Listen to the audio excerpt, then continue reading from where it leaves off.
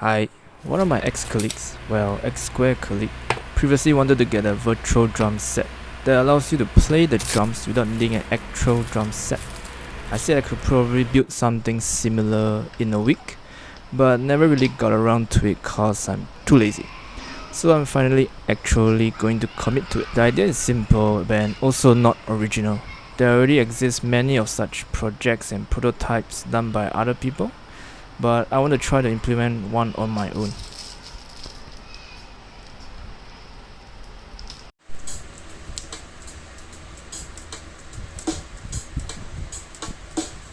So what I had in mind was this. We'll have a microcontroller that has an inertial measurement unit or IMU, meaning that it has accelerometer, gyroscope, chips or sensors that can actually help measure the acceleration and the angular velocity of the system.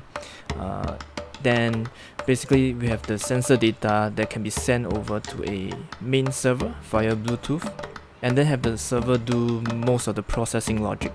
So basically the server will interpret the data, then do all the other logic needed, which is to, based on the data given, figure out roughly the orientation of the system, and then based on the rotation, play a specific sound and maybe vary the volume a bit.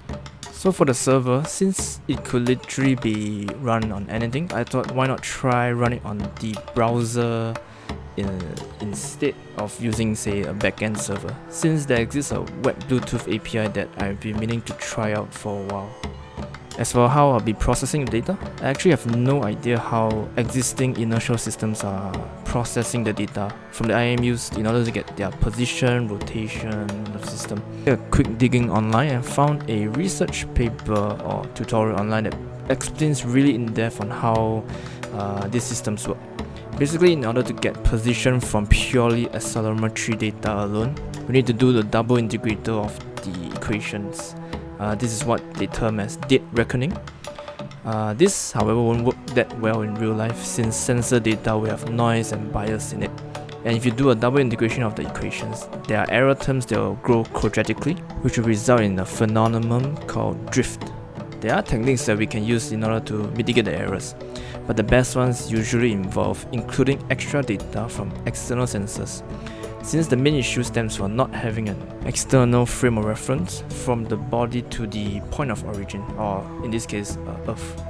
Use data from other sensors like magnetometers or GPS to help you mitigate these error terms. So after getting your data from all your sensors, the next thing you need to do is what we call the sensor fusion, which is to use something we call filters, and then having all the data be fed to the filter, and then it will basically self-correct and give you a estimated error corrected output. The output in this case will be your pitch and roll of the system. So there are quite a number of filters around. There's the complementary filter, the Kalman filter, and also the metric filter. I'll be using the metric filter first since it already comes included in the libraries that I'm using. The thing I'll be coding is the hardware code first. So I'll be using the Intel Curie Nano board that I have lying around from a previous project to do the prototyping. First thing I did was set up the IDE using Platform IO extension and VS Code. From experience, setting up libraries and troubleshooting the hardware board is always a problem at the beginning, and I did run into a few issues trying to get my board corrected properly and identified by my own system. And after a few hours, I'm finally able to upload and flash a firmware code to the board. The next thing will be to try to sample the sensor data. So I'll be using the Curie IMU libraries, and then using the libraries to just interface with the hardware instead of writing my own interfacing code. I'm using some setup code that I've written for the previous project to get started, then immediately start pulling the gyroscope and accelerometer data and check their outputs. I also realized that the board comes with a magnetometer, but the library doesn't really have any way for you to interface with it. So I had to do a bit of digging online and then downloading some library for it, and then importing it externally separately. And after a bit of more troubleshooting, finally able to get some magnetometer readings for it. The next will be then to feed it all into the metric filter and then checking how the output looks like. So what I did was to print out into a serial monitor, then copy them into a Google Sheet, and then plot some graphs and observe the outputted yaw, pitch and roll values. and it seems to be quite accurate from just a glance, so decided to just continue on with it. So the next thing I will be doing is to send all this outputted data over Bluetooth to some other server for it to be processed. I'll be using the BLE chip or the Bluetooth low energy chip on the Curie Nanoboard, and then basically do some Bluetooth protocolling and sending the data over to my PC, which is on the same system. Then eventually it will be picked up by the browser side code for it to be processed. Client side code. I'm just gonna start a small side project on to my main portfolio website. Then after battling some small hiccups, the enabling web Bluetooth on Chrome for Linux systems, I was on my way to write my first Bluetooth script.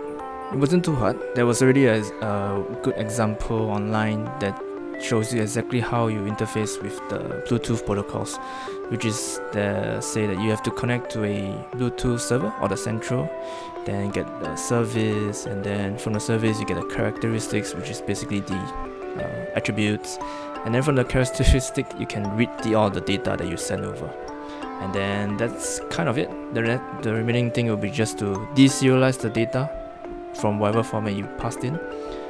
In this case, I passed in just an 18-byte array containing all the 6 values that I need.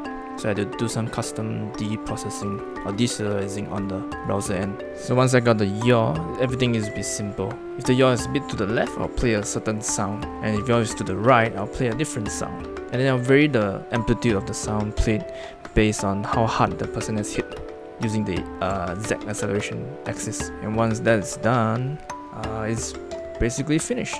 It's not perfect, however. Like there is a lot of yaw drifting around, and the yaw will shift all the way to the back, and there are a few other issues that I think I can work on maybe in the part 2. So thanks for watching.